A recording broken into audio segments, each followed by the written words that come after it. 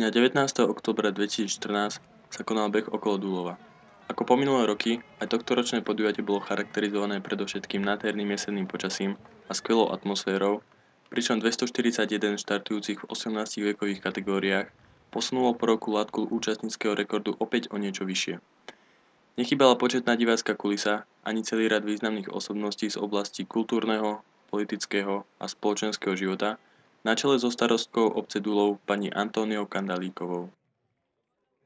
Behu sa zúčastnil aj veterán Miroslav Kováč, ktorý štartoval na majstrovstvách sveta veteránov v atletike v roku 2009 vo Fínsku. No, bežalo sa mi dobre, ale pomaly, lebo ja som tu bol prvý raz pred 38 rokmi, kde som mal čas 15:30 a teraz možno, že okolo 19:30 alebo tak nejako. Čiže vzhľadom na vek, že mám skoro 63 rokov, som spokojný. Bolo to dosť vysilujúce, lebo boli tam aj takí atleti, čo už mali natrenované dosť, takže ťažké to bolo. Absolútnym víťazom sa stal Branislav Šarkán z atletického klubu Kysucké Nové Mesto s časom 15 minút a 2 sekundy. Som tu tretíkrát, v podstate dva predošlé ročníky som skončil na druhom mieste, kedy som bol porazený na cieľovej rovine vždycky o nejakú tú sekundu, takže tento ročník som sem išiel aj s tým, že chcel by som to vyhrať.